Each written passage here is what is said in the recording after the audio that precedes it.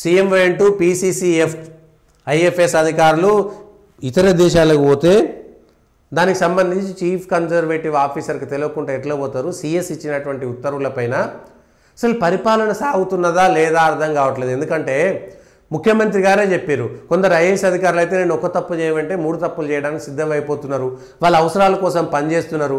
నేను చెప్పినటువంటి ఫైల్స్ కూడా కొన్ని కదులుతలేవు. మంత్రులు చెప్పినటువంటి ఫైల్స్, మంత్రి పలానా పని చేయమని ఆదేశాలు జారీ చేస్తే కింద ఉండేటువంటి అధికారులు సీట్ కింద పెట్టుకొని నెలల తరబడి పక్కన పెట్టుకుంటున్నారు. మంత్రులు ఆదేశాలు ఇచ్చినటువంటి వాటిని కూడా అధికారులు ఒకప్పుడు మంత్రి పంపించినట్టే మంత్రి గారు పంపించింది మొట్టమొదట చేయాలి, యుద్ధ ప్రాతిపదికన చేయాలి, ఫస్ట్ ప్రయారిటీ కింద ఉండేది. మంత్రులు పంపిస్తే అసలు ఈ రాష్ట్రంలో పరిపాలన ఉందా లేదా అర్థం కానటువంటి పరిస్థితి. మంత్రులు ముఖ్యమంత్రి చెప్పిండు, నేను ఇక్కడికి వస్తే ఎంపీలు అక్కడ పోతున్నారు, అక్కడ వస్తే ఎంపీలు ఇక్కడ పోతున్నారని, లేకపోతే ప్రోటోకాల్ అధికారులు వస్తలేరని. అధికారులు ఐఏఎస్ అధికారులు సిఎస్కు ఇప్పుడు chief conservative of forest principal chief కన్జర్వేటర్కి మధ్యన గొడవ. నాకు చెప్పకుండా ఐఎఫ్ఎస్ అధికారులు విదేశాలకు ఎట్లా పోతారు? సిఎస్ ఎట్లా ఇస్తారు? ఒక ఐఎఫ్ఎస్ అధికారి ముఖ్యమంత్రి కార్యాలయంలో పనిచేస్తున్నాడు కాబట్టి ఆయన ఎవరినో తీసుకపోతే మీరెట్లా పోతారు? చీఫ్ కన్జర్వేటర్ ఆఫీసర్కు తెలియకుండా ఎట్లా పోతారు? ఇన్ఫర్మేషన్ లేకుండా ఎట్లా పోతారు? మెమోలు జారీ చేసి నాకు చెప్పాలని చెప్తున్నారు. అసలు ఏం పరిపాలన సాగుతుంది?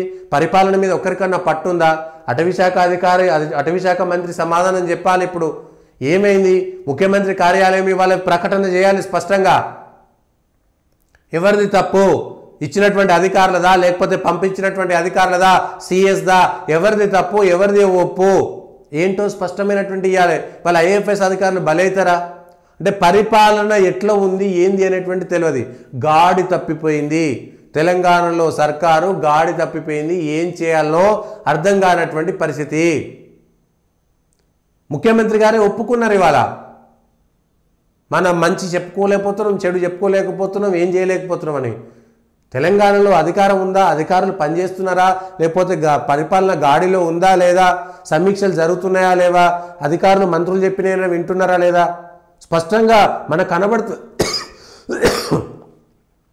మంత్రులు రాసినటువంటి లేఖలకి, మంత్రులు ఇచ్చినటువంటి ఆర్డర్స్ని అమలు చేయడానికి కూడా అధికారులు దూరం పెడుతున్నారు, పక్కకు పెడుతున్నారు. మంత్రులు ఇచ్చినటువంటి ఆదేశాలు, లిఖితపూర్వకంగా ఇచ్చినటువంటి ఆదేశాలు పలానా పని చేయమంటే చల్ మాకేందని నెలల తరబడి పక్కన పెడుతున్నటువంటి సందర్భాలు అనేకం కనబడుతున్నాయి. ఇవాళ ఇంత దారుణంగా ఉంది. అందుకనే సీఎంఓ సిపి ఏదో చీఫ్ కన్జర్వేటర్ ఆఫీసర్కి మధ్యన ఏంది ఇది? అసలు ఏం జరుగుతున్నది? పరిపాలన సజావుగా ఉందా? ముఖ్యమంత్రి కార్యాలయంలో జరిగినటువంటివి, ముఖ్య కార్యదర్శి అయినటువంటి ఆదేశాలపైనే తేడాలు కొడుతున్నాయి మీ సర్కారు పాలనలో. ఏం జరుగుతుంది అసలుకి మీ పరిపాలనలో?